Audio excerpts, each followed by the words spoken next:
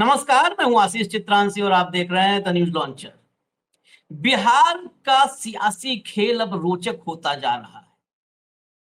कल बिहार में मोदी जी का फ्लॉप बंद, दुनिया के सर्वाधिक लोकप्रिय नेता, और बिहार में उनकी कॉल की गई बंद पूरी तरह पिट गई, बिल्कुल पिट गई। लेकिन कल से ज्यादा बेइज्जती आज हुई, और ये बेइज्जती किसी और ने नहीं करवाया है। दिलीप जायसवाल कल जो मां बन गए थे, वो आज उससे एक कदम आगे बढ़ गए हैं और उन्होंने मोदी जी और भाजपा दोनों की इज्जत तार-तार करवा दी है। कैसे करवाई हम आपको दिखाएंगे। हवा हवाई बात करते नहीं, हम आपको दिखाएंगे और साबित करेंगे। इसके अलावा मोदी जी के एक स्वयंभू हनुमान है, मैं तो बोलना भी नहीं चाहता लेकिन वो बोलते हैं, चिराग पासवान। चिराग ने क्या अपने ही कार्यकर्ताओं से मोदी के खिलाफ नारे लगवाए हैं? क्या चिराग पासवान अब मोदी के खिलाफ भी नारे, नीतीश तक तो ठीक था, वो 2020 का फॉर्मूला सबको याद है, लेकिन अब मोदी के खिलाफ, शाह के खिलाफ नारेबाजी पे उतर आए हैं। और क्या अमित शाह का पूरा प्लान जो उन्होंने के सभी नेताओं को दिल्ली बुला करके बनाया था, वो प्लान फेल हो गया और एनडीए में भीतर खाने में ही घमासान मच गया है, बवाल मच गया है। ये 3-4 अलग-अलग हिस्से हैं, क्योंकि बिहार की राजनीति को सिर्फ एक विषय पे चर्चा करके और हम 20-25 मिनट बोर करें, वो हमारा मकसद नहीं है, तो 3-4 विषयों को लिया और एक साथ रखा है। और आज इस चर्चा में कुछ महत्वपूर्ण विषय हैं, तो उन पर बातचीत करने के लिए हमने एक खास मेहमान को जोड़ा है। वो बेटियां जिनसे मोदी जी डरते हैं टीवी पर देख करके। तो हम टीवी के बजाय यूट्यूब पर आज ले आए हैं सारिका को, सारिका पासवान। स्वागत है सारिका। बहुत बहुत धन्यवाद ये आपका। ये 3 बेटियां, सारिका, प्रियंका, कंचना, टीवी पर देखा तो डर गए मोदी जी और कहा नहीं नहीं कोई भाजपाई नहीं जाएगा, क्योंकि ये बाकायदे जो भाजपाई जिस तरीके से करते हैं ना, और वो भाजपाई एंकर और विश्लेषक सब होते हैं एक ही जगह के, खाली अगर आगे कोई लिख लेता है राजनीतिक विश्लेषक, कोई होता है एंकर, सब होते हैं, सबका बिल्कुल। मालिक एक है, सबका मालिक एक ही होता है। तो वहां पर ये बेटियां धज्जी उड़ाती हैं। बिहार की बेटी इस मामले में तो गर्व करना चाहिए। खैर, तो आज सारिका है, मैं सारिका आपको कुछ खबरें दिखाता हूँ और हम बिटवीन द लाइन जो खबर देखने की कोशिश करते हैं वही है, वही दर्शकों को भी दिखाते हैं। तेजस्वी जी। यादव का एक ट्वीट लाइए, स्क्रीन पर कंट्रोल रूम लाइए। ये ट्वीट देखिएगा पहले। वाह मोदी जी वाह, काश रैली की तरह बिहार बंद के लिए भी भाड़े पर लोग बुला लेते।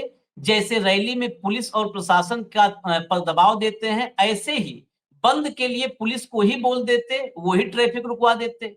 विश्व की सबसे बड़ी पार्टी बीजेपी ने कल बिहार में दुनिया भर की गुंडागर्दी की। भाजपाई गुंडों ने सरेआम महिलाओं को पीटा, शिक्षिकाओं को पीटा, गर्भवती महिलाओं को रोका, बुजुर्गों को धक्का दिया, छात्राओं के साथ दुर्व्यवहार किया, बच्चों को स्कूल जाने से रोका, एम्बुलेंस को रोका, शहीद के परिजनों को पीटा। लेकिन फिर भी ये नकारे लोग पंचायत तो छोड़िए, एक वार्ड तक बंद नहीं करवा पाए। धिक्कार है। अब इस धिक्कार के बाद शर्म तो आनी चाहिए। खैर, आगे पढ़िए। बीजेपी की गुंडई पर गोदी मीडिया को सांप सूंघ गया। बेचारों ने इस पर कोई डिबेट नहीं की। विपक्ष के बंद में कोई छींक भी देता तो इनके स्टूडियो में जातिवादी तूफान आ जाता। इनकी पत्रकारिता पर मोर नाचता, लेकिन बेचारे बीजेपी की विफलता से सदमे में। गुजरात के रहने वाले मोदी जी ने की खेती के लिए बिहार बंद में आम बिहारियों को परेशान करने का मस्ती भरा निर्णय ले लिया। शायद अभी उन्हें बढ़िया स्क्रिप्ट के साथ और अधिक टेसू बहाने होंगे। कल कोई डिबेट नहीं हुई इस पे। कल दोपहर में जब हमने प्रियंका ने चर्चा की थी, तो प्रियंका ने उसी में भविष्यवाणी की थी कि देखिएगा आज कोई चर्चा, कोई डिबेट नहीं होगी। खैर, खबर ये नहीं, खबर इसके आगे है। इस ट्वीट के बाद बिहार के तेजस्वी अध्यक्ष, तेजस्वी यादव नहीं, तेजस्वी ओजस्वी प्रतापी, घनघोर प्रतापी अध्यक्ष हैं दिलीप जायसवाल। उनका स्टेटमेंट आया है। जरा उस स्टेटमेंट को मैं आपको पढ़वाता हूं। लाइए भैया स्क्रीन पर ले आइए स्टेटमेंट उनका। 8 गाड़ियां आरजेडी ने भेजे लोग, बिहार बंद फ्लॉप, बीजेपी अध्यक्ष दिलीप जायसवाल का तेजस्वी पर बड़ा आरोप। ये तो अंबानी का चैनल इस अंदाज में लिख रहा है, अभी हम किस अंदाज में बताएंगे वो देखिएगा। पहले भीतर की खबर ले आइए, इसके भीतर की खबर लाइए, डिटेल में दर्शक पढ़ लें और फिर समझेंगे। भाजपा के प्रदेश अध्यक्ष दिलीप जायसवाल ने राष्ट्रीय जनता दल पर सनसनीखेज आरोप लगाया है। उन्होंने सीधे तौर पर राष्ट्रीय जनता दल पर एक सनसनीखेज आरोप, कल के बंद के में साजिश रचने का आरोप लगा दिया। उन्होंने कहा कि मुझे जानकारी मिली है कि 8 विभिन्न गाड़ियों से विभिन्न स्थानों पर लोगों को भेजा गया और वीडियो बनाया गया। उस वीडियो को पोस्ट पर डाला गया और बंद को बदनाम करने की पूरी कोशिश की गई। यह मेरा सनसनीखेज आरोप है। राष्ट्रीय जनता दल पर खुद ही बता रहे हैं सनसनीखेज है। उनके लोगों ने यह काम विभिन्न जिलों में जाकर किया और किसी तरीके से बंद को फ्लॉप करने की कोशिश की। उन्होंने कहा कि तेजस्वी यादव ट्वीट क्या करेंगे, बंद बिल्कुल सफल रहा और तेजस्वी यादव के ट्वीट से ही पता चलता है कि बंद सफल रहा। अब इसी में खबर है, खबर ये है, 3 बिंदु हैं सारिका जी, मैं बाप पे सवाल पे आऊंगा फिर नेक्स्ट पार्ट पे जाएंगे। 3 बिंदु जी हैं। पहला कि 24 घंटे बाद पता चला इनको कि आरजेडी ने गाड़ियों में लोगों को भेजा था। इसका मतलब नीतीश कुमार बिहार में शासन करने लायक नहीं है। एलआईयू से लेकर के और वो पुलिस जो प्रदर्शनकारियों के पीछे पीछे चलती है उनकी सुरक्षा में, गुंडों के पीछे, वो पुलिस, वो एलआईयू सब फेल थी। पहला पॉइंट तब इनको आज पता चल रहा है। दूसरा पॉइंट और महत्वपूर्ण है, इन्होंने कहा सभी जिलों में गाड़ियों में भर के भेजा और वो सारे लोग भाजपा झंडे, राजद के लोग भाजपा के झंडे, भाजपा के गमछे ओढ़ करके सब किए और वीडियो शूट किए। इस बात से एक बात बिल्कुल स्पष्ट प्रमाणित होती है कि कल बिहार की सड़कों पर भाजपाई थे ही नहीं, सब गायब थे, सारे गायब थे भाजपाई, एक भी भाजपाई नहीं था। इसका मतलब बिहार में भाजपा डब्बा बंद। ये दिलीप जायसवाल की स्टेटमेंट से हम निकाल रहे हैं, मैं नहीं बोल रहा हूं, दिलीप जायसवाल ने कहा। अगर भाजपाई होते तो भाजपाई पहचानते ना कि हमारा कार्यकर्ता नहीं है। इसका मतलब सड़कों पर भाजपाई नहीं थे, तेजस्वी के लोग ही। अगर मतलब तेजस्वी से उधार लेना पड़ रहा है भाजपा को उनका झंडा उठाने वाला, तो क्यों आप भाजपा का झंडा लेकर के बिहार में चुनाव लड़ रहे हो? आप वापस जाओ गुजरात, क्षेत्रीय पार्टी घोषित करो, बिहार में आपका अस्तित्व नहीं है। सारिका जी, ये दिलीप जायसवाल ने अपनी नाकामी छिपाने के लिए क्या मोदी की इज्जत उतार दी? देखिए, बिल्कुल कल बिहार बंद का भारतीय जनता पार्टी के द्वारा आहूत की गई थी, जो पूर्णतः एकदम बुरी तरीके से फ्लॉप रही। और उसकी पहले की मैं बात बताऊंगी कि 3 दिनों से लगातार सारे चैनलों में हर प्राइम टाइम में ये डिबेट हो रहा था कि मोदी जी की माँ के सम्मान में मोदी जी की माँ का अपमान नहीं सहेगा हिंदुस्तान। और कल सड़कों पे हमने जो स्लोगन देखे थे कईयों के हाथों में, टीवी के माध्यम से ही या कई ऐसे यूट्यूबर्स थे जो चला रहे थे कि मोदी जी की माँ का अपमान नहीं सहेगा बिहार, मतलब वो हिंदुस्तान से वो बिहार पे कन्वर्ट हो गया था कल। तो वो दिख रहा था कि वो पूरा का पूरा प्रायोजित था बिहार इलेक्शन को लेके। मोदी जी ने देखा कि एसआईआर के बाद जिस तरीके से वोट अधिकार यात्रा राहुल गांधी और तेजस्वी यादव जी ने शुरुआत की, वो अपार भीड़ और वो हुजूम जो लोगों का देखने के बाद इनको लगा कि अब हम लाएं तो लाएं क्या भाई। अब 15 लाख रुपए वाला तो जुमला ऑलरेडी हमने छोड़ दिया है, 2 करोड़ नौकरी भी हमारा फेल हो गया, दे तो सकते नहीं है हम। अब लॉ एंड ऑर्डर पे तो हम बात भी नहीं कर सकते, इतना हमारा खराब हो चुका है 20 साल में बिहार में हमने जो लॉ एंड ऑर्डर की स्थिति की है। तो आखिर इस चुनाव इलेक्शन में मुद्दा हम लाए तो लाए क्या?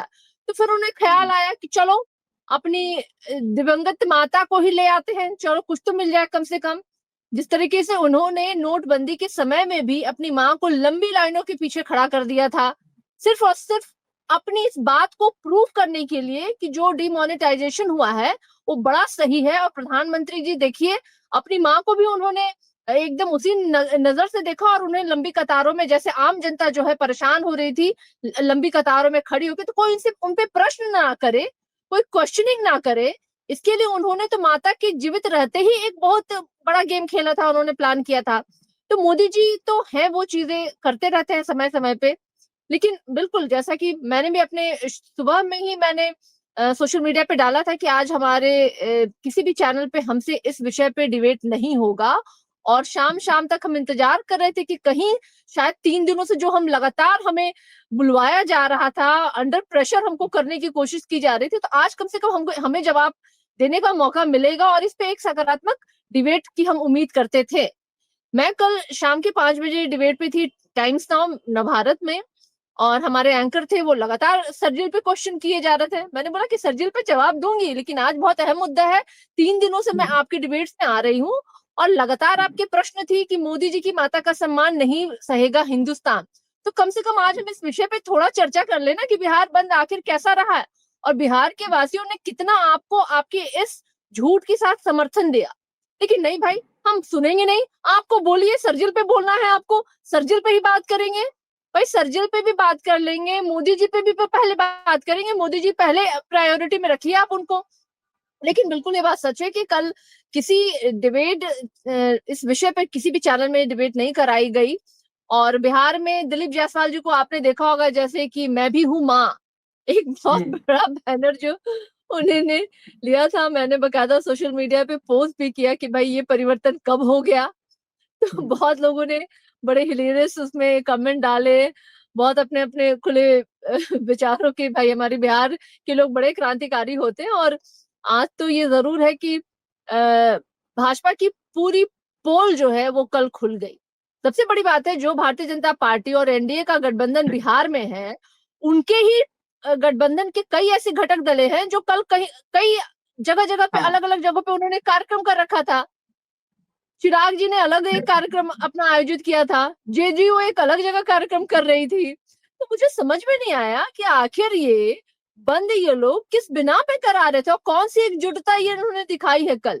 जो भीड़, जैसे दिलीप जायसवाल ने कहा कि वो भीड़ भी राजद के लोगों के द्वारा लाई गई थी, तब तो फिर हम, मुझे लगता है कि जो 4-5 लोग दिख भी रहे थे वो भी आपके नहीं थे, फिर तो कहीं नहीं आपके लोग थे। तो देखिए, कल एक बहुत बड़ा लेसन जो है ना एनडीए को मिल गया है। बिहार में इनकी वापसी बिल्कुल अब किसी भी कीमत पे होने वाली नहीं है। इनके झूठ के साथ कोई खड़ा नहीं है। बहुत वाजिब सवाल थे, जनता और रिपोर्टर्स जो है वो पूछ रही थे, जो 2-4-5 लोग सड़कों पे प्रदर्शन कर रहे थे।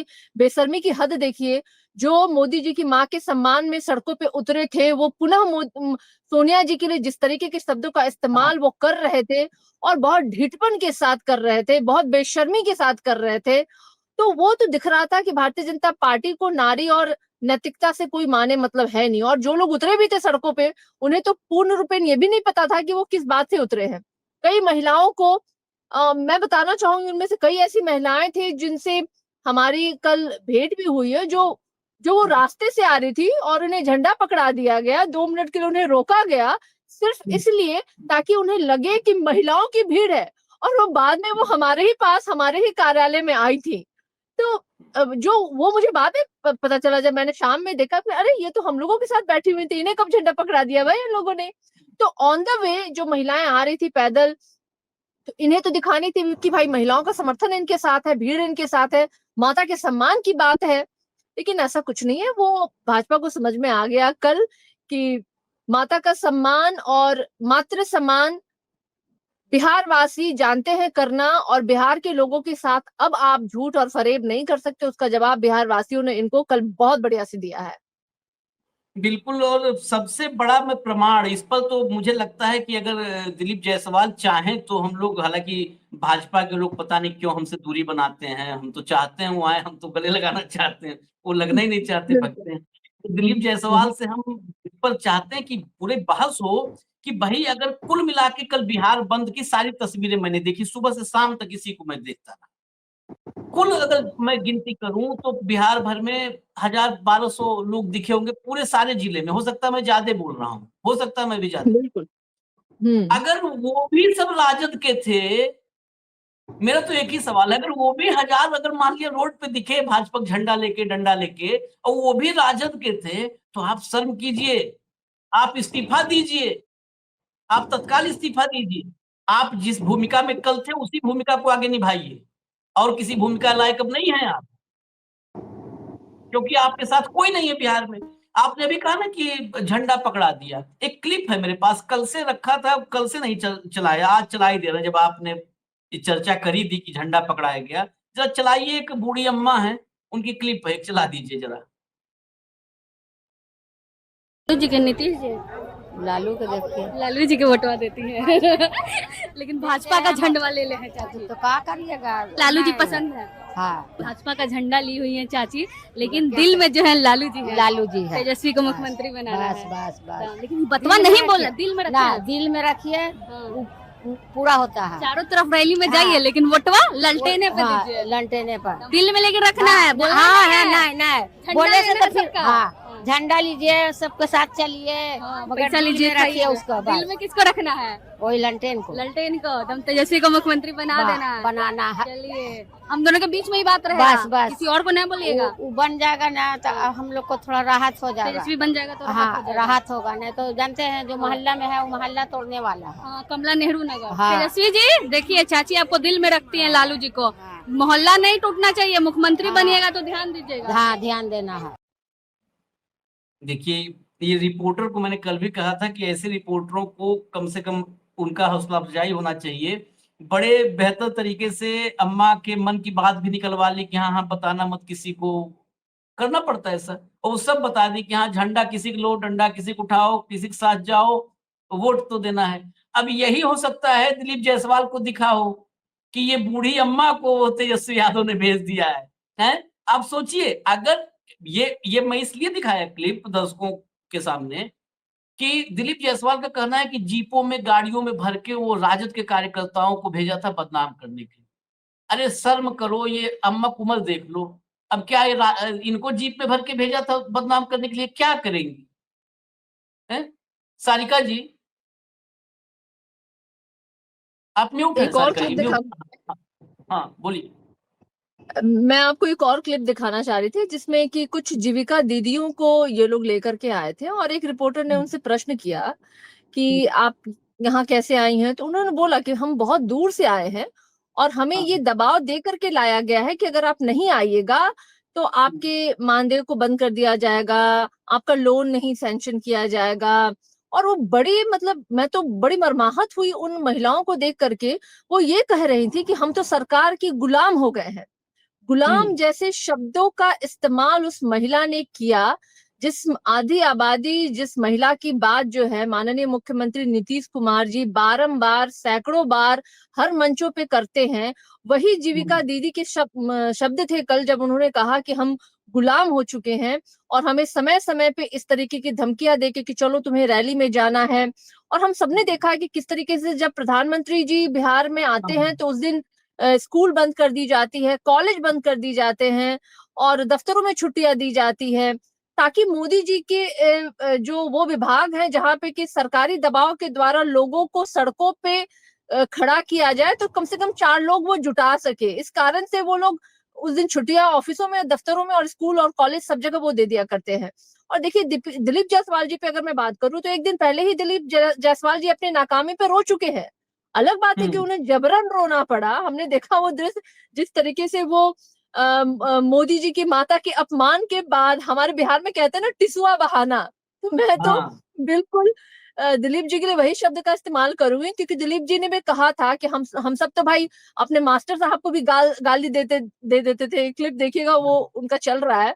तो जो दिलीप जायसवाल जी जो टिसवा बहा रहे थे मातृ सम्मान में, और उनके ही बिहार के राज्य में महिलाओं के साथ जो, जब मोदी जी आए थे उसी समय एक बच्ची, दलित बच्ची जिसकी हुई थी, हत्या की गई थी, वो इलाज के अभाव में उन्होंने दम तोड़ दिया। अभी आप देखिए 15 अगस्त को बिहार में एक छोटी बच्ची, 13 साल की बच्ची का और उसके छोटे 7 साल के बच्चे भाई को, दोनों की कार से बरामद हुई। गर्दनीबाग के एक स्कूल में एक बच्ची जिसकी हुई और उसके अंगों पे एसिड छिड़का गया, ये बिहार की बात है। मुजफ्फरपुर बालिका गृहकांड तो खैर पूरे विश्व में बिहार को शर्मसार किया, वो हम भूल नहीं सकते हैं। आज भी उस मोटे तोंद वाले अंकल जिसकी जिक्र उन बच्चियों ने कहा था, आज तक की सरकार ये ढूंढ नहीं पाई और वो आरोपी जो हैं आज वो बाइज्जत बरी कर दिए गए हैं। तो ये सारी चीजें जो बिहार में हुई है, जो मातृत्व को शर्मसार करने वाली, बेटियों को शर्मसार करने वाली, माँ और बहनों की अस्मिता पे हर दिन प्रश्न चिन्ह लगाने वाली सरकार जब ये दावा करती है कि हम माता के सम्मान में नहीं सहेगा हिंदुस्तान, तो बिहार की जनता ने कल इनको दिखला दिया सड़कों पे कि आपके साथ इस झूठ के साथ कोई खड़ा नहीं है। और दिलीप जायसवाल जी ने तो बस 100 आउट ऑफ 0 नंबर वो लेके कल आए हैं। ना जाने मोदी जी उनके साथ क्या हाल करने वाले हैं। मुझे लगता है कि 2 दिन पहले जो वो सार्वजनिक तौर पे रोए थे, आज वो अपने घर में जरूर कमरा बंद करके बहुत रोए होंगे कल वो, और भौंका फाड़ फाड़ के रोए होंगे कि भाई ये क्या हो गया, अब तो मेरा जो भी कुछ होने जाने वाला था इस बार तो लगता है मेरा वो भी पत्ता कट गया है। तो झूठ और कहते हैं कि खेती आप बहुत दिनों तक कर नहीं सकते हैं, जनता ने उनको जवाब दे दिया। और बिल्कुल वाजिब प्रश्न है, अगर आरजेडी ने वो भीड़ गाड़ियों में भर के भेजा था तो फिर आपके लोग कहाँ थे दिलीप जी? आपके हाँ लोग कहाँ थे? हाँ हाँ। आपका क्या जनाधार है बिहार में? कैसे आप सीटें जीते? आज भी आप लोग दावे करते हैं हम इतनी जीतेंगे, हम तो दावा भी नहीं कर पा रहे उतना।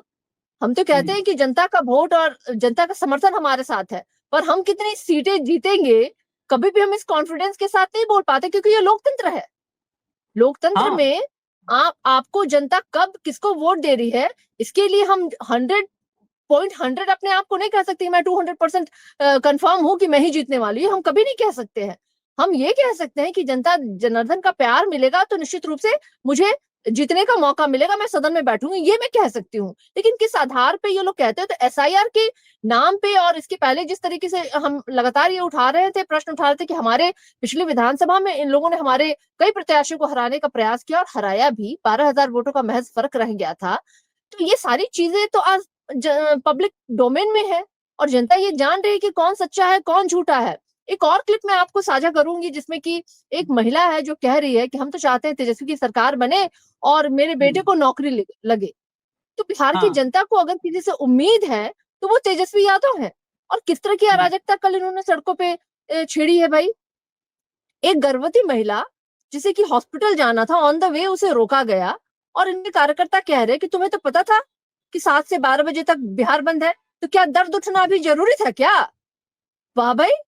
मतलब बच्चा जो जो महिला प्रसव पीड़ा में है, जो बच्चे को एक जन्म देगी, क्या उस बच्चे को पता है क्या कि भाजपा ने आज बंद कॉल किया है तो मुझे आज नहीं आना है दुनिया में? मतलब किस तरह की बातें, किस तरह की अराजकता हमने सड़कों सारिका पे देखी है जी, भाई। जो आपने कहा ना कि ये प्रसव पीड़ा, जिस व्यक्ति ने वो जो भाजपाई था जिसने बात कही, वो मोदी की माँ का सम्मान क्या बचाएगा, उसने अपनी माँ को पूरी दुनिया में अपमानित कर दिया। क्योंकि बिल्कुल उसके जन्म के समय भी उसकी माँ ने जो प्रसव पीड़ा झेली होगी ना, जिसको अपनी माँ की प्रसव पीड़ा नहीं समझ में आई, वो क्या किसी की माँ का सम्मान बचाएगा? उसने तो अपनी माँ को पूरी दुनिया में अपमानित करवा दिया। क्योंकि कोई भी औलाद हो, उसको एक बात तो पता होती है ना कि उसकी माँ ने कितनी पीड़ा में जब उसको जन्म दिया होगा, धरती पर लाया होगा तो क्या पीड़ा झेला होगा। ये हर औलाद को पता हो। खैर, मैं इसमें एक बात अभी सारिका जी ने कहा ना कि किसी कीमत पर सरकार नहीं बनेगी भाजपा की। यहाँ पे इसका उल्टा है, भाजपा का दूसरा फलसफा है। वो कहते हैं कि सरकार बनाने के लिए हम कोई भी कीमत चुका देंगे। तो इस दोनों के बीच में लड़ाई है कि हम सरकार ये कह रही है कि सरकार किसी कीमत पे नहीं आएगी। वो कह रहे हम सरकार के लिए कोई भी कीमत चुका देंगे। अब वो कीमत देखिए ज्ञानेश कुमार के ज़रिए कहाँ-कहाँ से बहुत सारे आते हैं ना, बीच में बिचौलिए भी होते हैं व्यापार में, कीमत जब चुकाई जाती है तो बीच में आढ़ती, बिचौलिए तमाम होते हैं। वो किस-किस भूमिका में कौन लोग हैं। खैर, इसके एक हिस्से में अभी हम डिबेट के बचे हुए हैं तो फटाफट उस पे भी चर्चा कर लें, क्योंकि एनडीए गठबंधन में सब कुछ अच्छा चल रहा है, ऑल इज वेल। यही इस देश की कथित मीडिया, हालांकि वो मीडिया नहीं है, वो कॉमेडियन ही हम तो उनको कहते हैं, लेकिन वो कथित मीडिया यही दिखाती है कि एनडीए में ऑल इज वेल, सब कुछ अच्छा है। महागठबंधन में कुछ भी ना हो तो भी मुझे 10 एनालिटिकल स्टोरी रोज मिलती है कि राहुल और तेजस्वी के बीच कुछ गड़बड़ चल रहा है, समझिए कैसे। और आप पूरा पढ़ जाइए, समझा नहीं पाता है वो, बस ऊपर लिखता है समझिए, ताकि एक नैरेटिव बने गड़बड़ है, गड़बड़ है। और असली बवंडर भाजपा में है। मैं आपको अभी का बताऊं, उपेंद्र कुशवाहा ने तारीफ कर दी राहुल गांधी की, कहा कि राहुल गांधी को इस यात्रा से बहुत फायदा मिला है, राहुल गांधी की यात्रा सफल रही। उपेंद्र कुशवाहा, ये सामान्य बात है, उपेंद्र कुशवाहा को हराया भी भाजपा ने था और राज्यसभा भी ले गए भाजपा। सम्राट चौधरी के प्रकोप से हारे थे, वो पता है उपेंद्र कुशवाहा को, भीतर का दर्द तो उनको पता ही है। कल जो शुरू में अभी सारिका जी ने कहा, कल चिराग पासवान का कार्यक्रम था। चिराग के कार्यक्रम की वजह से, ये बिहार बंद की वजह से जो डिस्टरबेंस हुआ, चिराग के कार्यकर्ता सीधे मोदी पर अटैक किए हैं, सीधा मोदी के खिलाफ बोले हैं। और चिराग पासवान ने जो भाषण दिया उसकी क्लिप में पहले वही सुनवा देता हूं, मैं क्या बोलूं आप खुद सुनिए। चिराग पासवान को सुनिए और समझिए, एनडीए के पार्टनर हैं ये। जब भारत एक साथ आजाद हुआ तो क्या कारण है कि कहीं दिल्ली बंबई जैसे चमचमाते शहर बने और वहीं दूसरी तरफ हमारा बिहार प्रदेश जो आजादी के लगभग 80 साल के बाद आज भी पिछड़े राज्यों की श्रेणी में आता है। आज भी हमारे बिहारी साथियों को पलायन कर कर दूसरे राज्यों में जाना पड़ता है शिक्षा के लिए, रोजगार के लिए।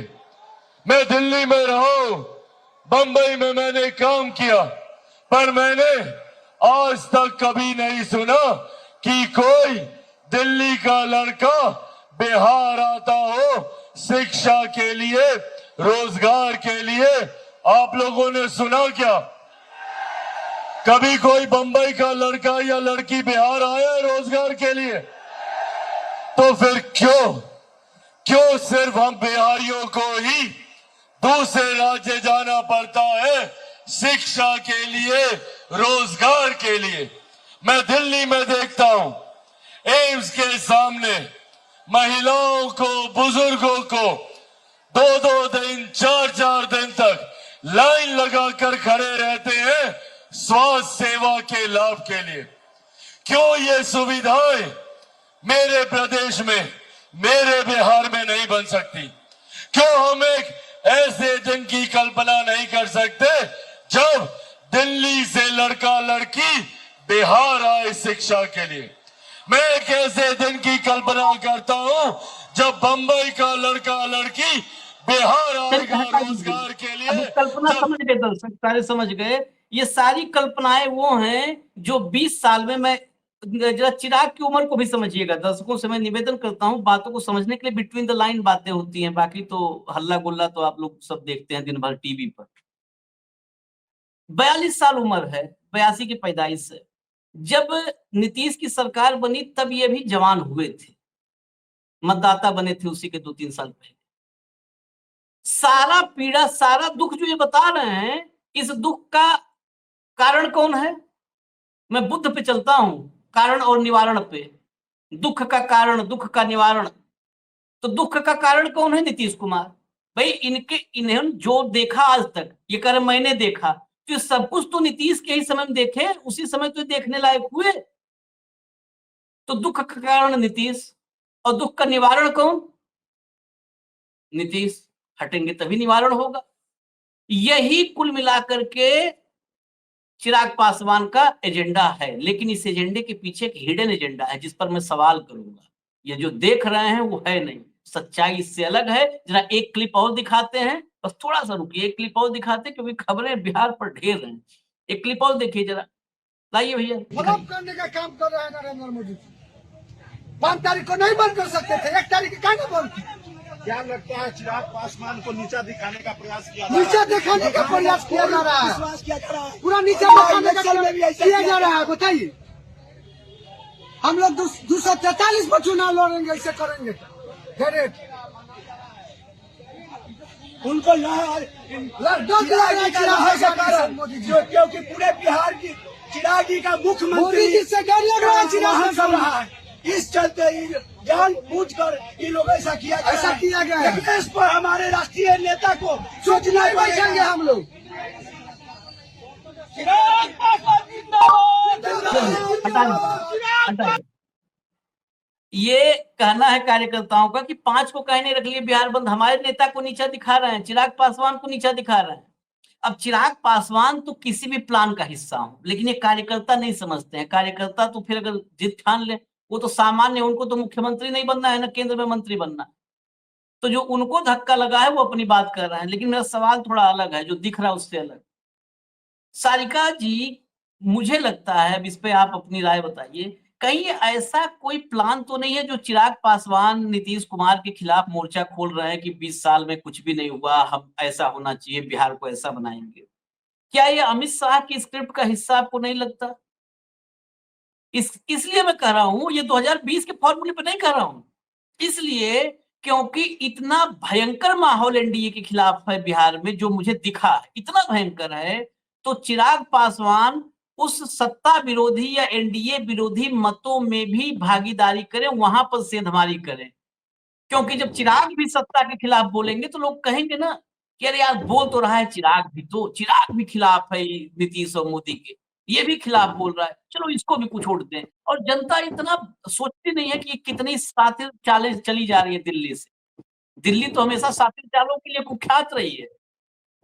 तो क्या ये ऐसा तो नहीं कि दिल्ली की शातिर चाल एक और है, ये बिहार के लोगों को मूर्ख बनाने के लिए या गुमराह करने के लिए? नहीं, बिल्कुल इसमें सच्चाई है। और देखिए, सबसे पहले तो चिराग जी पिछले बार विधानसभा चुनाव में भी भारतीय जनता पार्टी की बी टीम थे और वो अभी भी बी टीम रहेंगे। और उन्होंने अब खुद को स्थापित भी किया है कि वह स्वघोषित राम के स्वघोषित हनुमान है। और वो जो टैग उन्होंने लगवाया है, उससे मुझे नहीं लगता है कि वो अपने आप को इतनी जल्दी वो अलग कर पाएंगे। रही बात माननीय मुख्यमंत्री नीतीश कुमार जी को, तो यही चिराग जी थे जो पानी पी पी करके कोसा करते थे। क्या क्या उन्होंने उनके बारे में बोला, सारे आर्काइव में अगर आप निकाल के देख लें तो आश्चर्य लगेगा कि ये वही चिराग जी हैं क्या, जो नीतीश जी के साथ कैसे वो आत्मीयता के साथ गले मिल रहे थे। और आज तो वो कल के मंच पे तो उन्होंने सीधे ही कहा है कि जो कष्ट जो मैंने देखा है, तो जिस समय का आप जिक्र कर रहे हैं वो पूरे का पूरे समय में तो नीतीश जी की सरकार रही है बिहार में। वैसे हालांकि ये भी अपना most of the time Delhi में ही बिताते हैं। और बिल्कुल वही होता है ना, जो प्रवासी पक्षी जो होते हैं, जो चुनाव के समय या रैलियों के समय बिहार उनको याद आते हैं, या बिहार मुझे बुला रहा है, जमुई मुझे बुला रहा है, हाजीपुर मुझे बुला रहा है। ये भी उसी विचारधारा वाले लोग हैं जो समय समय पे आते हैं, लेकिन फिर अपने ही जनता के लिए ये लेटर भी इशू करवाते हैं कि हम इधर से गुजरेंगे, कृपया करके आप लोग मुझसे मिलने मत आइएगा, हो गया बस, वोट अभी समय है, अभी मैं जीत चुका हूँ, मैं सदन में बैठ चुका हूँ, अब 5 साल के बाद आइएगा तो आपका फूल माला हम स्वीकार करेंगे, अभी बीच में मुझे रोकने की जरूरत नहीं है। तो चिराग जी की तो खुद ही ये, और ये ऑफिशियली उनका लेटर ये निकला था, ये जब वो कि हाजीपुर से की जनता जो भाई निश्चित रूप से अपने सांसद से तो मिलना चाहेंगे, उनकी ग्रीवांसेस होती है, अपने सांसद से मिलेंगे ही, लेकिन चिराग जी इतने इरिटेट हो गए थे कि उन्हें भाई पत्र निकलवाना पड़ा, सर्कुलेट करना पड़ा अपने कार्यकर्ताओं के बीच में कि कोई ना रोके मुझे। तो ये चिराग जी जो भी कर रहे हैं, ये इनका एकदम प्रोपेगेंडा है। और ये भारतीय जनता पार्टी की बी टीम का जो मिशन है ना, टास्क जो है ना, ऑलरेडी इनको अमित शाह जी ने दे दिया है। और उसी मिशन को पूरा करने के लिए, उसी टास्क के तहत इन्होंने ये रैली, इसके पहले उन्होंने राजगीर में भी की थी और कल भी उन्होंने की, और आने वाले चुनावी समय में इनकी और 2-3 रैलियां ऐसी होंगी। प्रेशर पॉलिटिक्स है भाजपा के साथ भी कि देखो भाई, मेरे साथ तो इतने लोग हैं, अब मेरी जो डिमांड है टिकट की वो आपको पूरी करनी चाहिए, इतने टिकट मुझे मिलनी भी चाहिए। इनको कोई बिहार वासियों से लेना देना है नहीं चिराग जी को। अगर वाकई में इन्हें लेना देना होता तो आज सरकार के हिस्सा है, महत्वपूर्ण अंग है, ये चाहते तो बिहार को विशेष राज्य का दर्जा मिल जाता। ये प्रश्न करते, ये जिस समुदाय से आते हैं उन समुदाय की बहन और बेटियों पे सबसे ज्यादा बिहार में अत्याचार हो रहा है। क्या कभी चिराग पासवान जी उनकी कुशल क्षेम जानने गए? कभी उनसे पूछा आपकी तकलीफ क्या है, या आपके लिए मैं हूं यहाँ? नहीं, इन बातों से चिराग जी को कोई मतलब नहीं है। तो नहीं, मैं जो भी कर रहे हैं, एक सप्लीमेंट्री सवाल इसी पे, फटाफट सवाल जो है जवाब के लिए, आपके साथ भी बड़ा अपमानजनक हो तो मोदी जी जिसके साथ ऐसे करके प्रणाम कर रहे हैं, उसने भी क्या क्या, मैं तो उन लाइनों शब्दों को जो है दोहरा भी नहीं सकता और दोहराना चाहता भी नहीं हूँ, क्योंकि हमारी कोई भी बहन, हमारी कोई भी जो है परिवार के हिस्सा, हर स्त्री, हर नारी का एक अपना वो है, उसकी अस्मिता है, स्वाभिमान है, सम्मान है, सब। और चिराग पासवान मोदी जी के कथित रूप से स्वयंभू सेवक हैं। क्या चिराग पासवान ने सारिका पासवान के लिए जुबान खोली? क्या वो अपनी बहन, अपनी बेटी, अपने समाज, अपने प्रदेश के लिए वो खड़े हुए सरकार के खिलाफ, या कभी आपसे हाल चाल लेने की कोशिश की कि नहीं बहन हमारी ये दिक्कत हो गई है, मैं तुम्हारे साथ लड़ूंगा? नहीं, कभी नहीं, बिल्कुल नहीं। लेकिन ये बात जरूर मैं कहूंगी कि कई ऐसे एलजेपी के कार्यकर्ता जो हमारे समुदाय से आने वाले हैं, उन्होंने बड़े दिलेरी के साथ दिखाते हुए उन लोगों ने मुझे कॉल किया और अपना समर्थन और साथ और हिम्मत भी मुझे दी। लेकिन चिराग पासवान ने ना कभी इस बात पे एक शब्द कहीं बोला, किसी सोशल मीडिया पे नहीं लिखा, ना ट्विटर, ना फेसबुक, ना किसी कहीं उनका कोई बयान इसके रिगार्डिंग नहीं था। ये बिल्कुल। और जिस तरीके के व्यक्ति, जिस गठबंधन में चिराग जी हैं, एनडीए के साथ हैं वो, और जिस व्यक्ति ने मेरे ऊपर आपत्तिजनक टिप्पणी की थी, कसूर सिर्फ मेरा इतना था कि मैंने उनके सो कॉल्ड कहे जाने वाले बाबा को मुर्दाबाद कह दिया था, जो कि एक लोकतांत्रिक तरीका है, किसी के लिए भी हम इस्तेमाल करते हैं, जिंदाबाद मुर्दाबाद। लेकिन मेरे मुर्दाबाद कहने की टीस इनकी इतनी थी कि उन्होंने तो सीधे मुझे 200-300 रुपए में दूसरे के साथ सोने वाली महिला तक बतला दिया। इतना ही नहीं, जो कि मणिपुर में घटना जिस तरह की हुई थी बीजेपी शासित राज्यों में, वही जिक्र उसने कहा कि तुम्हारी साड़ी साया खोल के मैं तुम्हें सड़कों पे घुमाऊंगा। आप सिर्फ उनके शब्दों का, मैं जितनी बार बोलती हूँ मेरे अंदर कहते हैं कि रोना तो नहीं आता है मुझे, लेकिन मेरा खून जरूर खौलता है, क्योंकि मैं आज की महिला हूँ, पढ़ी लिखी महिला हूँ, शिक्षित महिला हूँ, अपने अधिकारों को समझती हूँ। लेकिन मैं बहुत इस बात से मुझे कुंठा होती है कि हमारे समाज और हमारे आज भी इस तरह के लोग जो है कितनी बेबाकी के साथ महिला के लिए इस तरह के शब्दों का इस्तेमाल कर लेते हैं, और उनको अभी भी पनाह देने वाले लोगों की कमी नहीं है। ये वही इंसान जो है वो भारतीय जनता पार्टी में जाता है, उसकी बड़ी आवाभगत होती है, माला पहनाया जाता है, और मोदी जी के इतने पास पहुंच जाता है कि मोदी जी जब बिहार दौरे पे आते हैं तो ये इंसान जो है जाकर के एयरपोर्ट पे उनको रिसीव भी करता है। ये सिर्फ भाजपा तक सीमित नहीं है, जदयू के कई ऐसे बड़े मंत्री हैं जिनके इंजीनियर्स के घर करोड़ों रुपए बरामद हुए, और जो एलजेपी की सांसद महोदय हैं वो और उनके परिवारजन जो है ना, इनके घर पे डिनर पे भी जाते हैं। जिस व्यक्ति ने एक दलित महिला का इतना अभद्रता पूर्ण तरीके से उनके खिलाफ शब्दों का इस्तेमाल किया, ये वो लोग हैं जो उनके घर जाते हैं। खैर मुझे इन लोगों से कोई उम्मीद भी नहीं है, अपेक्षाएं भी नहीं है मेरी, लेकिन सवाल तो है कि आखिर इस तरह के लोग जो किसी महिला पे, मैं एक सिर्फ मैं किसी पार्टी को रिप्रेजेंट कर रही हूँ, सिर्फ वो नहीं हूँ, मैं भी एक माँ हूँ, मैं भी एक महिला हूँ, और जिस माँ और महिला के सम्मान पे मोदी जी सड़क बंद करवाते हैं, बिहार बंद करवाते हैं, और कहते हैं कि भाई किसी माँ का अपमान नहीं सहेगा हिंदुस्तान। अरे किसी माँ का होना चाहिए, सिर्फ ये नहीं कि मोदी जी का माँ, मोदी जी की सिर्फ माँ नहीं है। मोदी जी ने तो उस दिन अपनी माँ का अपमान कर दिया था जिस दिन उन्होंने कहा था कि भाई मुझे तो लगता है कि मैं नॉन बायोलॉजिकल हूँ। भाई कहाँ से आप अवतरित हुए हैं? हमें तो यही पता है। खैर आज टेक्निक बहुत हो गया है, आज टेस्ट ट्यूब बेबी हो जा रहा है, सरोगेट्स मदर हो जा रहा है, लेकिन मोदी जी का जब जन्म हुआ था तो ये तकनीक भी इतना पॉपुलर नहीं था इंडिया में। तो आप तो ये भी नहीं कह सकते, आपने कहा कि नॉन बायोलॉजिकल हूं, तो आपने तो अपनी माता को गाली दिया। और एक वो माँ जो आज बिहार में जीवित है और हर दिन ऐसे शब्द, और सोशल मीडिया पे भाई मैं भी देखती हूँ तो मुझे बुरा लगता है, मेरे भी बच्चे हैं छोटे छोटे, वो भी देखते हैं इनको। और उससे बुरी बात यह है कि मैंने 2 महीने की जो प्रताड़ना सही है, 2 महीने मुझे लगातार दिन और रात के हिसाब से मुझे गालियों वाले कॉल्स आते थे, जो मेरी फोन की घंटी कभी 1 मिनट के लिए बंद नहीं होती थी, और वो इतने गंदे गालियां होती थी, इतनी गंदी गालियां होती थी कि मैं विचलित हो जाया करती थी। मैं बोल नहीं सकती हूँ आपको। उन गालियों को सुनने के बाद मुझे घृणा होती थी, मतलब कि ये किस तरह के लोग हैं, ये किस तरह के लोग हैं, एग्जिस्ट करते हैं ये हमारे ब्रह्मांड पे अभी भी ऐसे लोग। तो मुझे तकलीफ और पीड़ा, मुझे एहसास हुई कि हम लोगों ने क्या क्या सहा, हमारे पूर्वजों ने क्या क्या सहा होगा।